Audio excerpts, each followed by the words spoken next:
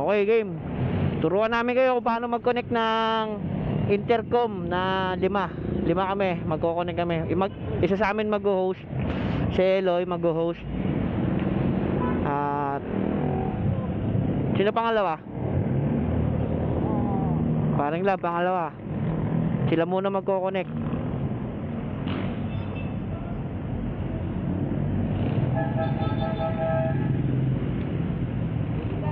Kailangan lumabas yon, red and blue, para malaman nyo na pairing. Pero maririnig nyo rin yan. Tapos mag-one tap si host para kumonek silang dalawa.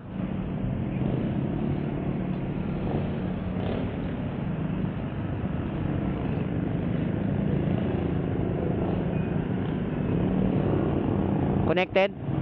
Pagka connected na yung dalawa, magpapatay si second, kukonek siya sa pangatlo kay Rodel. Magpe-pairing naman silang dalawa.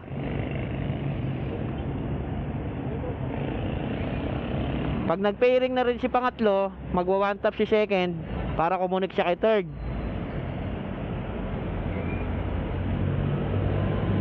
Kapag kumonek na si third, magwa-one tap si host para pumasok yung dalawa, magiging connected na silang tatlo. Tapos si third, kukonek kay fourth, kay Roy. Magpapatay ulit siya. Kailangan mag-pairing ulit silang dalawa.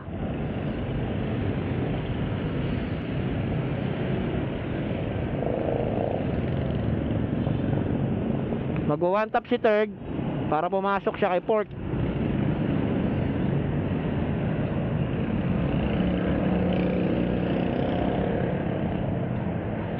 Pag nag-connect yun si third at saka si fourth, magwa-one tap si second para mag-connect na silang apat.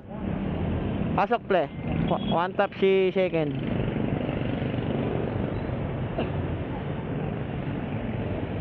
Then ako panlima, magpe-pairing kami ni fourth, si Roy. Welcome to this Bridgetown project. Metro 2.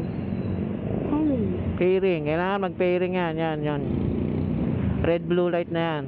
Tapos magwa-one tap si fourth para mag-connect kami dalawa. Pero this time magkaka-connect na yung tatlo.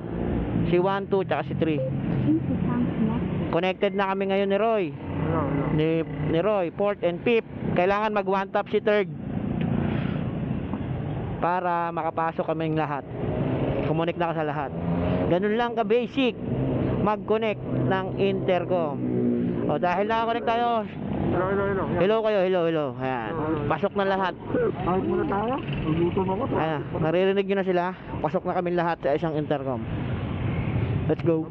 Dapat tinesting mo kung talaga nare-record yung usapan natin. Mamaya tignan natin habang kumakain.